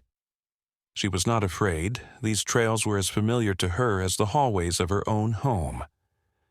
When she reached the cabin, she found her parents and Marcus on the porch, clearly worried but also expectant, as if they had somehow known she was on an important journey. "The mother bear showed me the sanctuary today," Lily explained simply. "All the places that matter to her family." Instead of scolding her for disappearing for hours, Noah nodded in understanding. "What did you learn?" "That we've only begun to understand," Lily replied, "and that I need to learn more if I'm going to help protect other forests, other animals." That night, as the Watson family sat around their kitchen table with Marcus, they made plans that would change all their lives. Lily would complete her education with a focus on wildlife biology and interspecies communication. The family would establish a foundation dedicated to studying and protecting the unique relationship between humans and wildlife at Pine Ridge. And most importantly, they would document everything they learned for future generations. "The bears have given us a gift," Emma said as they discussed their vision. "A glimpse into a different way of relating to the natural world. We have a responsibility to understand it as fully as possible." Lily fingered the vial of bear fur still hanging around her neck. "I think that's what she's been trying to show us all along. That we can communicate, that we can understand each other, if we just learn how to listen." 20. The language of trust. 10 years passed, bringing many changes to Pine Ridge and to the Watson family. The sanctuary expanded to include additional forest land donated by supporters and purchased through the Pine Ridge Wildlife Communication Foundation established by the family. The research center grew, attracting scientists from around the world interested in studying the unique behaviors observed in the local wildlife. Lily, now 23, had completed her degree in wildlife biology with a specialization in animal cognition and communication. Her thesis on the Pine Ridge bears had been published in leading scientific journals, challenging traditional views of animal intelligence and human-wildlife relationships. The mother bear, who had started it all, was elderly now, her muzzle completely gray, her movements slowed by age and arthritis. She had outlived the average lifespan for wild black bears, perhaps due to the protected environment of the sanctuary, and perhaps due to something else, a will to witness the changes she had helped create. On a crisp autumn morning, Lily led a small group through the sanctuary. Dr. Eleanor Blackwood, her mentor from the Denali program, had come to Pine Ridge with a team of researchers developing new methodologies for studying animal communication. They carried sophisticated equipment for recording and analyzing sounds beyond human hearing range and subtle body language cues that might be missed by casual observation. The breakthrough at Pine Ridge wasn't just about bears behaving differently, Lily explained as they hiked. It was about humans perceiving differently, learning to recognize communication that was always happening, but that we weren't equipped to understand. They set up their equipment near one of the areas Lily knew the bear family frequented, a sunny clearing with abundant berry bushes now heavy with autumn fruit. The researchers worked quietly, placing acoustic monitors and cameras designed to capture a full spectrum of animal activity. "Do you think they'll come?" Eleanor asked as they finished the setup. "Your bear family?" "They're not my bears," Lily corrected gently. "They're their own beings. But yes, I think they might visit. This clearing has been important to them for generations now." The team retreated to a blind constructed at the clearing's edge, where they could observe without disturbing any animals that might appear. For 2 hours they waited patiently, recording baseline forest sounds and the movements of smaller wildlife. Squirrels, birds, a passing fox. Then, just as some of the researchers were beginning to fidget with impatience, Lily raised her hand for silence. "Listen," she whispered. At first, the others heard nothing unusual, just the normal sounds of the forest. Then, gradually, they detected the soft sounds of large bodies moving carefully through underbrush, the occasional snap of a twig under heavy weight. The mother bear emerged first, moving slowly but deliberately into the clearing. Behind her came several younger bears, her adult offspring and their cubs, representing 3 generations descended from the bear Lily had first followed into the forest as a toddler. "Extraordinary," Eleanor breathed, adjusting her recording equipment. The entire extended family group. The bears moved into the clearing as if they owned it, which, Lily reflected, they did. They began foraging among the berry bushes, the younger bears occasionally playing or mock fighting while the older ones ate methodically, storing fat for the coming winter. The mother bear, after eating briefly, separated from the group and moved deliberately toward the blind where the researchers watched. The other scientists tensed, but Lily remained calm. "She knows we're here," she explained quietly. "She's acknowledging our presence." When the bear reached a point about 30 feet from the blind, she stopped and made a series of huffing sounds, the same communication Lily had come to recognize over the years. Then, to the astonishment of the visiting researchers, the bear deliberately picked up a fallen branch in her mouth and placed it on the ground, pointing toward a specific direction in the forest. "What is she doing?" one of the scientists whispered. Lily studied the bear's behavior intently. "I think she's trying to show us something." Without hesitation, Lily emerged from the blind. The other researchers made sounds of alarm, but Eleanor, who had witnessed Lily's unusual rapport with wildlife in Alaska years before, restrained them with a raised hand. "Let her work," Eleanor said simply.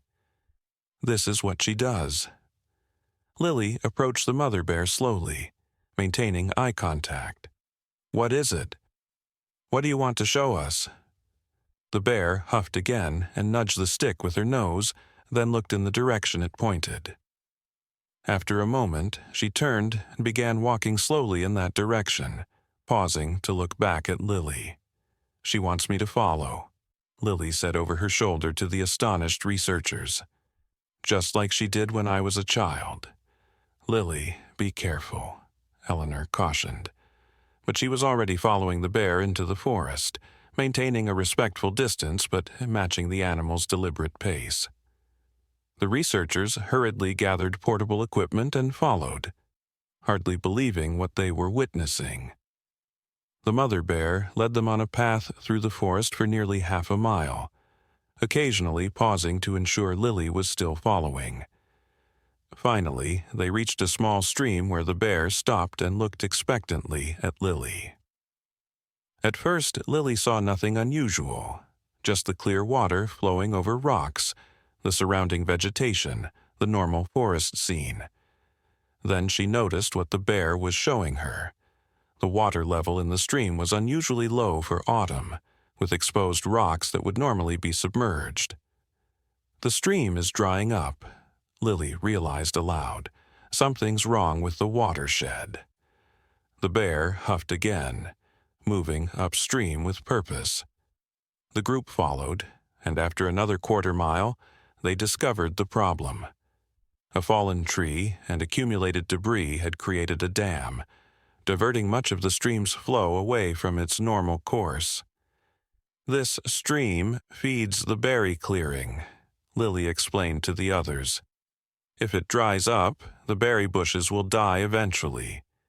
The bear is showing us a problem that affects her food supply.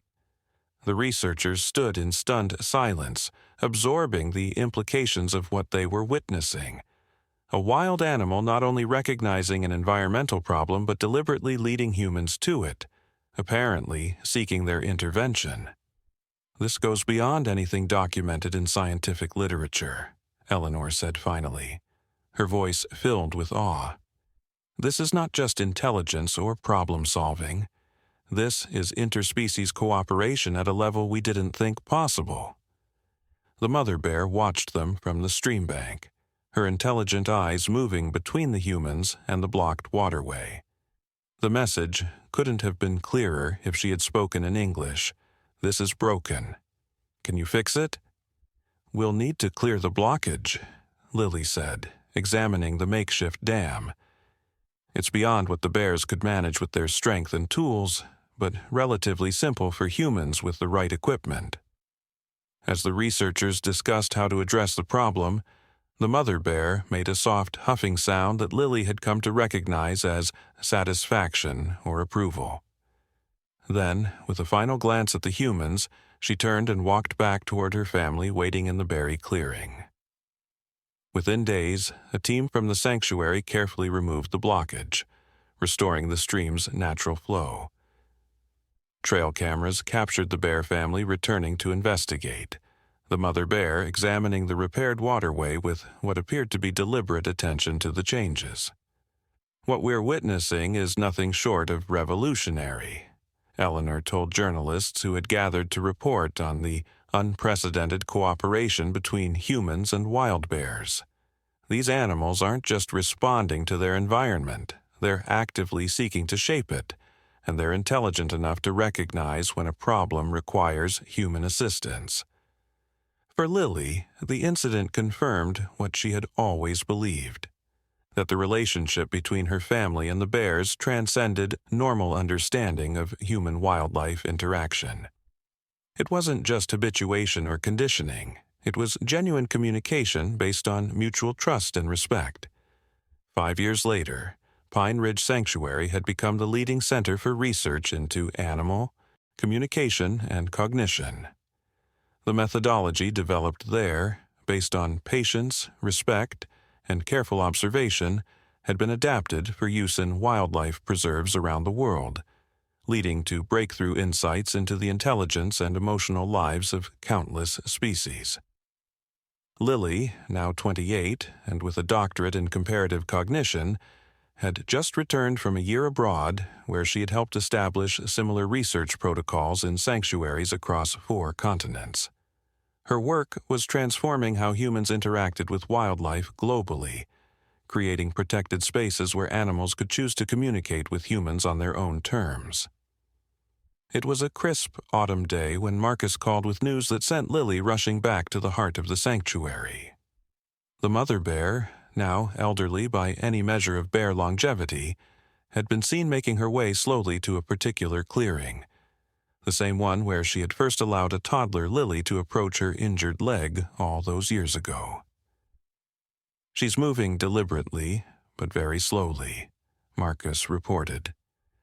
The sanctuary rangers have been instructed not to interfere, but to notify us immediately. Lily drove to the sanctuary entrance where her parents were already waiting.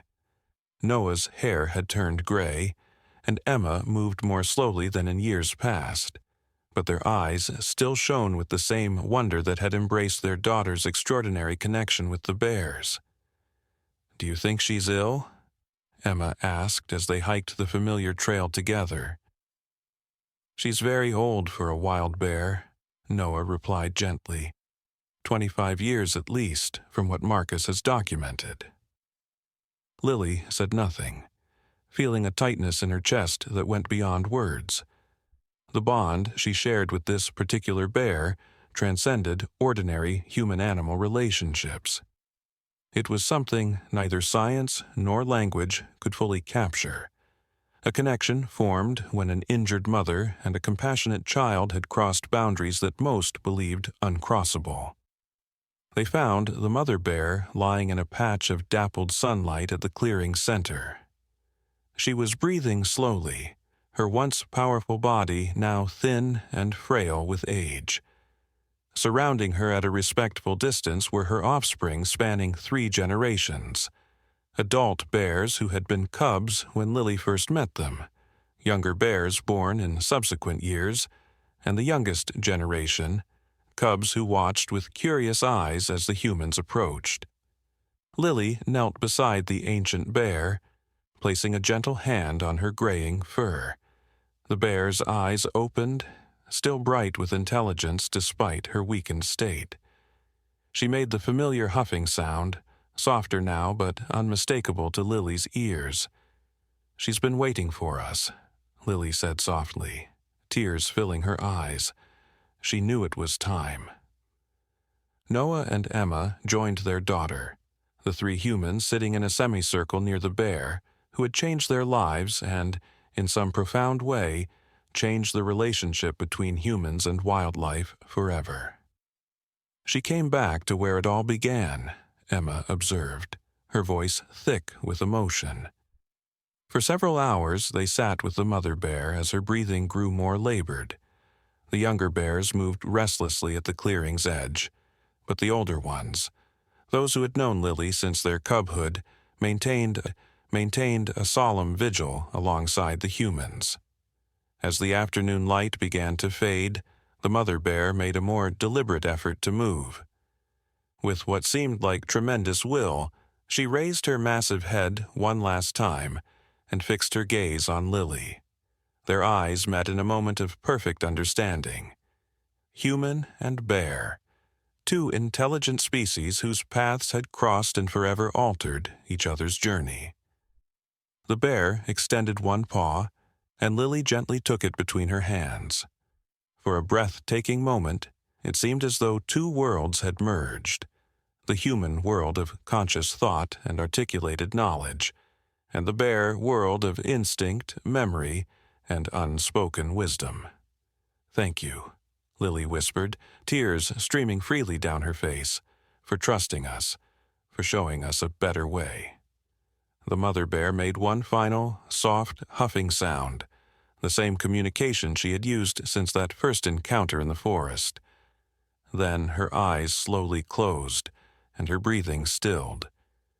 She had died as she had lived, on her own terms, surrounded by her family, in the forest that had been her home. As darkness fell, the humans remained with the bear family in shared grief. The adult bears approached one by one, touching their noses to their mother's still form in what could only be described as a farewell. Even the younger bears, who had never known the time before humans and bears had formed their unusual alliance, seemed to understand the solemnity of the moment. By unspoken agreement, the humans left before dawn, allowing the bear family privacy for whatever rituals they might observe among themselves. As they walked back through the forest in the gray light of early morning, Lily felt both profound sadness and a sense of completion. The cycle that had begun with her following an injured bear had come full circle. 3 days later, when they returned to the clearing, The mother bear's body was gone. The bear family had moved her remains in a manner that remained their private mystery. In the center of the clearing, however, was something that stopped Lily in her tracks. A perfect circle of pine cones, acorns, berries, and small branches arranged with unmistakable deliberation. "They left a memorial," Marcus whispered in awe. "They're acknowledging her passing in their own way."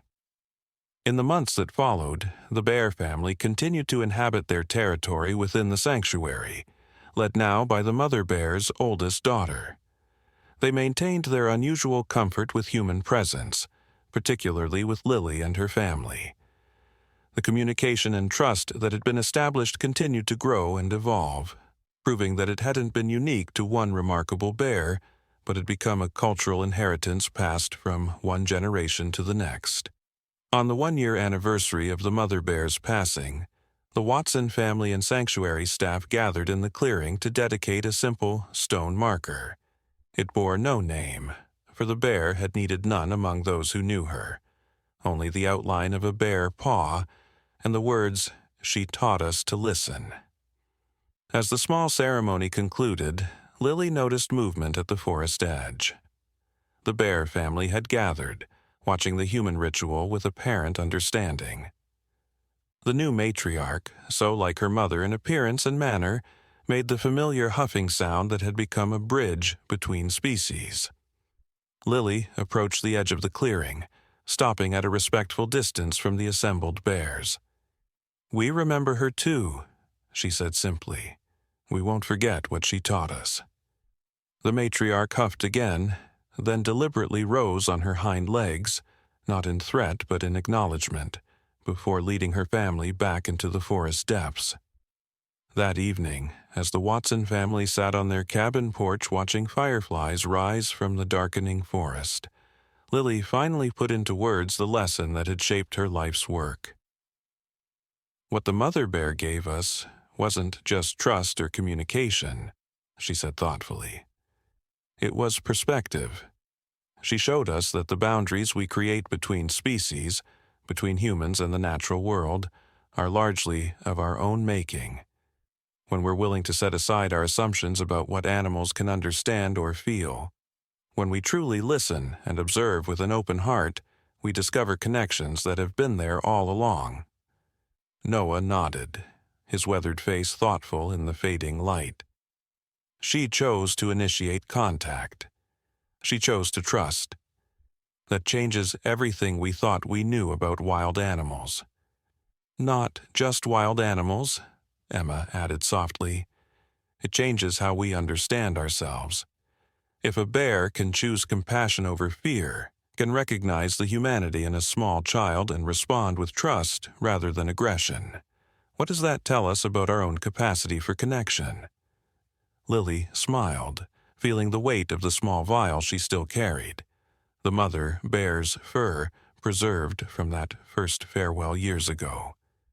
"It tells us that the world is full of conversations we haven't been hearing, that every creature, from the smallest insect to the largest mammal, has something to say if we learn their language." "And what is that language?" Noah asked, though he already knew the answer.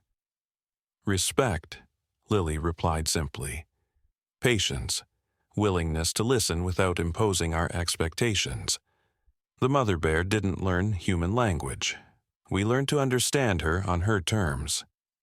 That's the gift she gave us, the lesson she taught. True communication begins with humility." As night fell completely over Pine Ridge Forest, the Watson family sat in comfortable silence, listening to the symphony of sounds emerging from the darkness.